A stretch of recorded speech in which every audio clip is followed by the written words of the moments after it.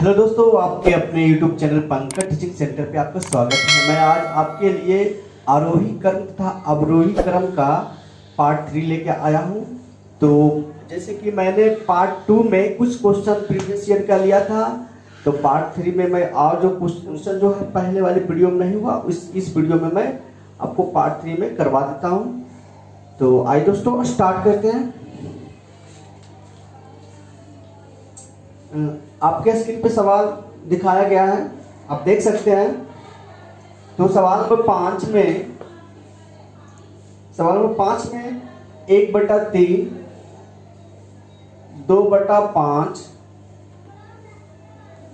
4/7 को आरोही क्रम में, इसको लिखना है क्या दोस्तों? आरोही क्रम में। तो इस सवाल को आरोही क्रम में लिखना है। आरोही क्रम का मतलब होता है बढ़ते क्रम। आरोही क्रम का मतलब बढ़ते क्रम। आरोही क्रम बोल सकते हैं या आप बोल सकते हैं बढ़ते क्रम।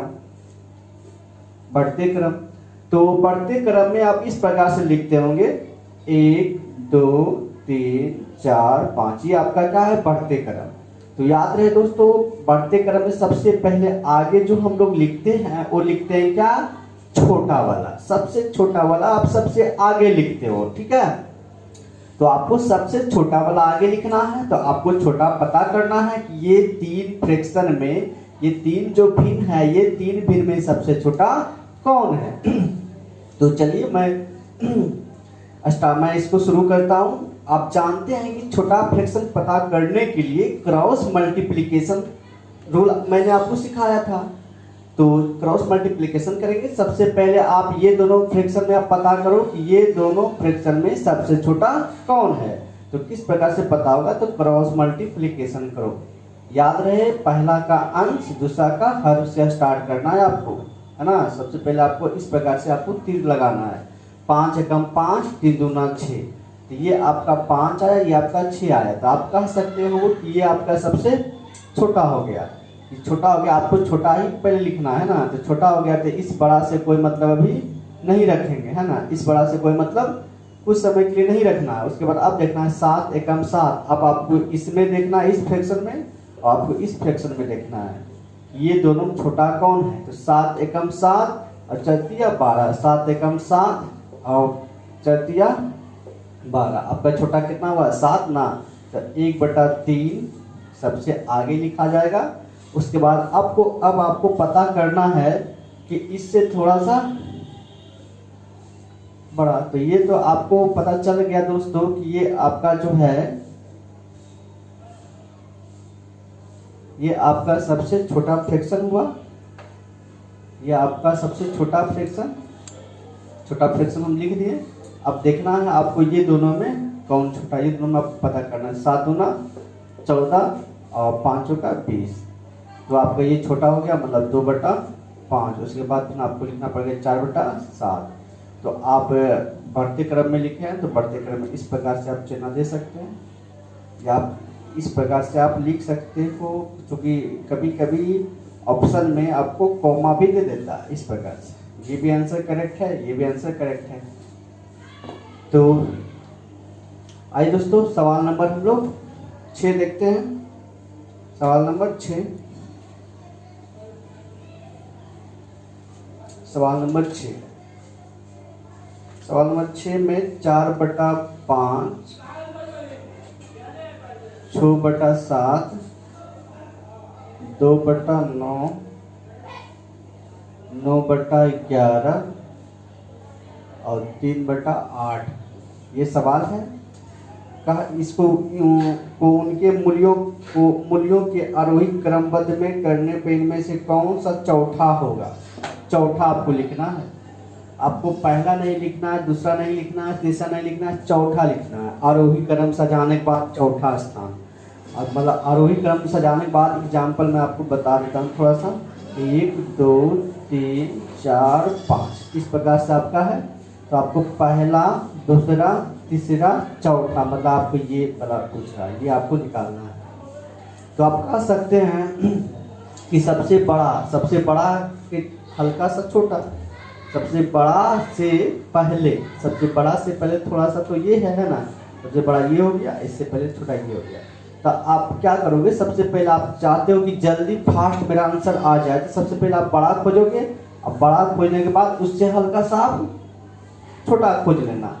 तो चलो देखते हैं। सबसे पहले बड़ा मैं स्टार्ट करता हूँ। सबसे पहले बड़ा मैं इसको ये पांचों में सबसे बड़ा मैं पता करूँगा। ये पांचों में सबसे पहले बड़ा आपको पता करना है। तो 7 चौका 28, 7 चौका 28, 6 पच्चीस 30, ये आपका बड़ा हो गया।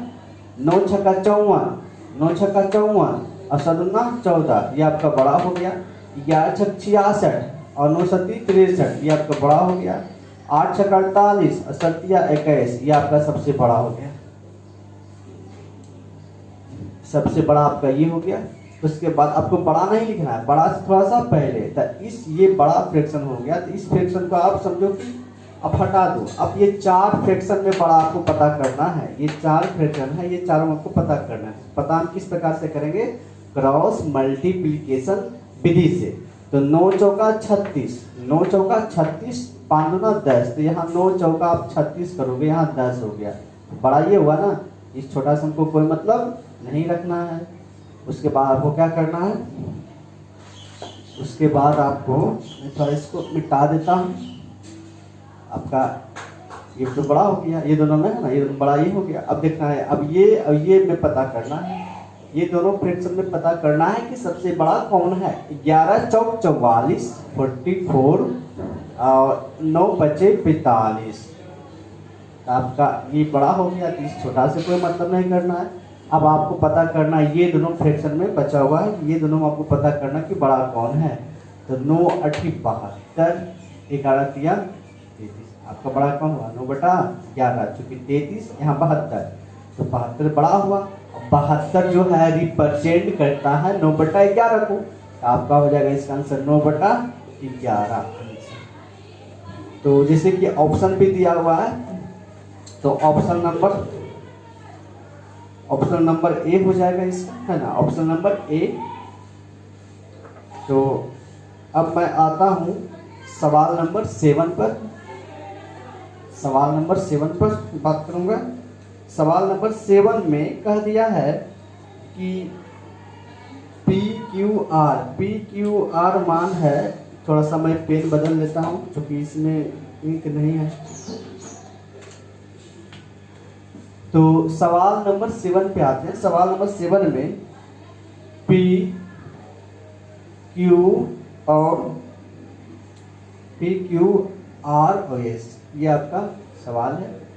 तो ये सवाल में आपको दिया हुआ है क्या, P का 5/8, Q का 7/12, R का 13/16, S का 16/29, ये आपका 4 फ्रैक्शन दिया हुआ है।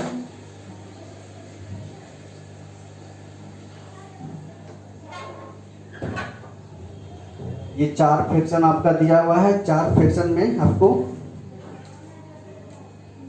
सवाल पूछा है, ऑप्शन दिया है। यहाँ आपको ऑप्शन के अकॉर्डिंग चलना होगा। ऑप्शन के अकॉर्डिंग, और ऑप्शन जो 4 ऑप्शन दिया हुआ है सब आपको बढ़ते क्रम में दे रहा है, मतलब आरोही क्रम में सबको सजाया गया है।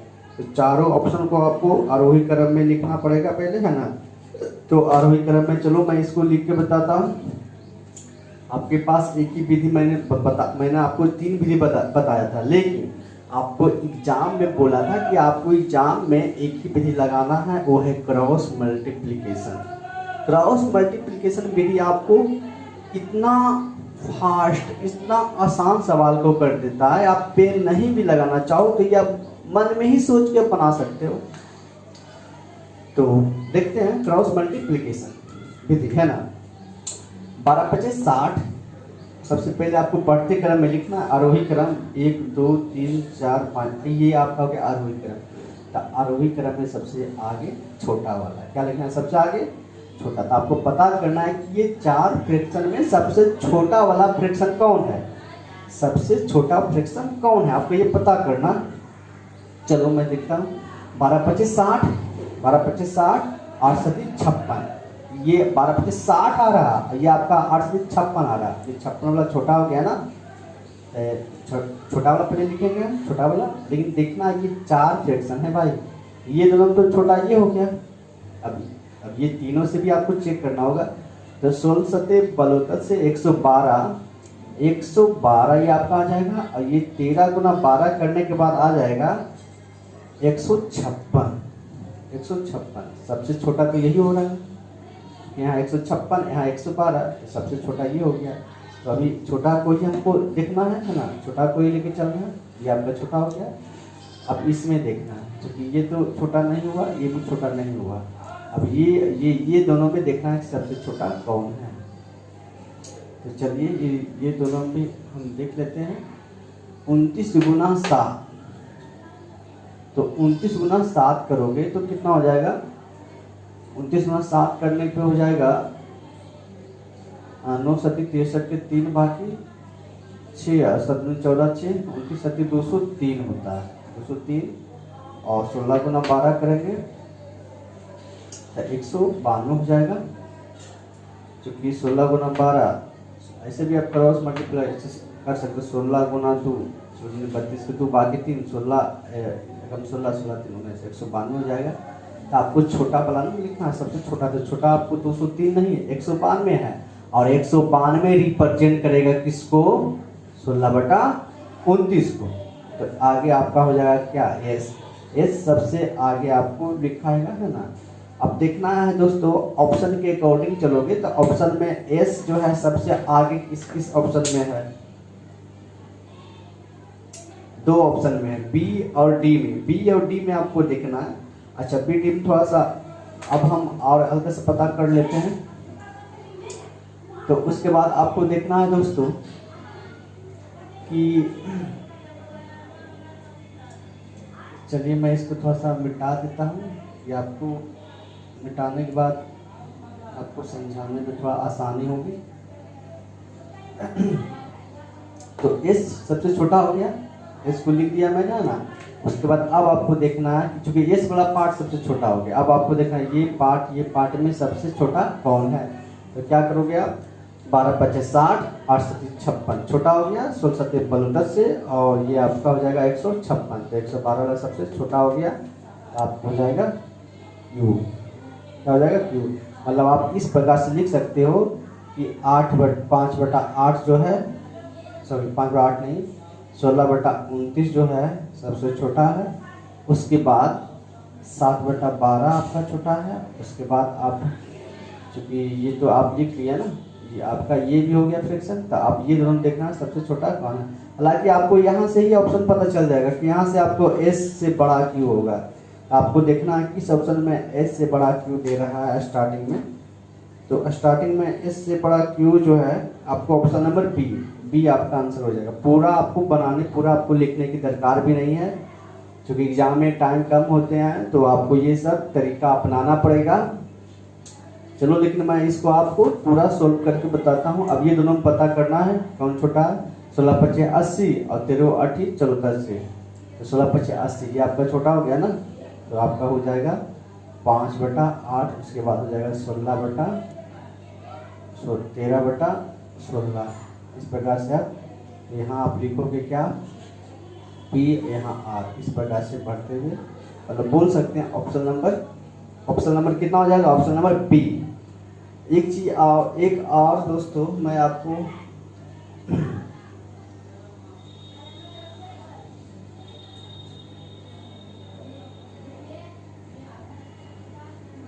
नहीं, ये एक ठीक है। ऐसे इसका 1-2 तरीका और है, लेकिन उस तरीके से आपको काफ़ी लेंदी हो जाएगी, काफ़ी आपको डिफिकल्ट, कैलकुलेशन में काफ़ी आ जाएगा, है ना। तो आपको यही तरीका आपको देखना है। तो सवाल नंबर आते हैं, सवाल नंबर 8। ये सबसे लास्ट सवाल आपका होगा। निम्नलिखित में से कौन सा सही है? आपको सही पता करना है। आपको सही पता करना है। सही पता करने के लिए आपको इस प्रकार से, चलिए मैं ऑप्शन को लिख देता हूँ। 3/7, 3/5। Option A.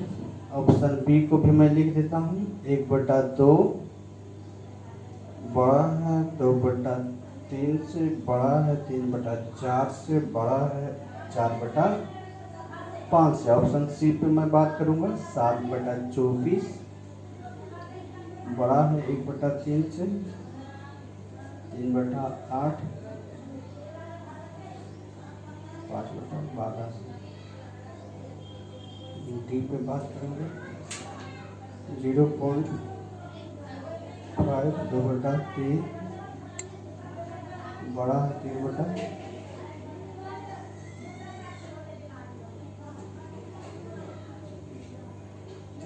से। उसके बाद एक और दिया इस प्रकार से, -16/25। ये आपको 4 ऑप्शन में सवाल पूछ दिया निम्नलिखित में से कौन सा सही है।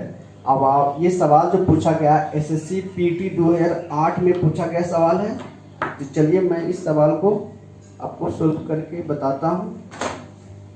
सबसे पहले आपको चेक करना है कि जो लिखा हुआ जो सीरीज है ये आपका सही में है कि नहीं, सही क्रम में है कि नहीं। सबसे पहला ऑप्शन तो गलत हो जाएगा क्योंकि 0 कभी भी बड़ा नहीं होगा 7/17 से, क्योंकि इसका मतलब क्या हुआ, इस चिन्ह का मतलब हो गया बड़ा, मतलब 0 बड़ा है किससे, 7/14 से। जबकि हम जानते हैं 0 कभी बड़ा नहीं हो सकता है, 0 कभी भी बड़ा नहीं हो सकता 7/12 से। इसलिए पहला ऑप्शन तो क्या है, पहला ऑप्शन गलत हो गया, पहला ऑप्शन गलत।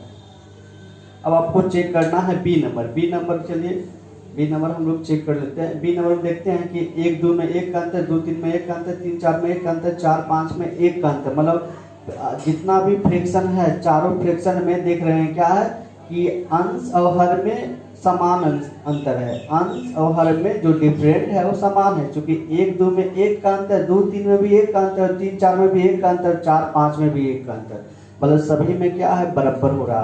तो जब प्रत्येक भिन्न में, जब प्रत्येक फ्रैक्शन में अंश तथा हर में समान अंतर हो तो जिस भिन्न का अंश बड़ा है वह बड़ा भिन्न होगा। ये चारों देखते हैं कि ये आपका जो अंश जो बड़ा है इसमें कितना बड़ा है, 4/5 सबसे बड़ा है।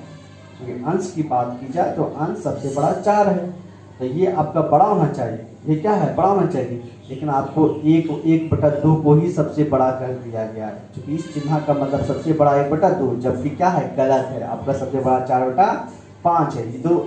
ये ऑप्शन खत्म हो गया, बी ऑप्शन खत्म हो गया। अब आपका सी डी पे बात करेंगे हम लोग। चलिए तो सी डी में देखते हैं क्रॉस मल्टीप्लिकेशन।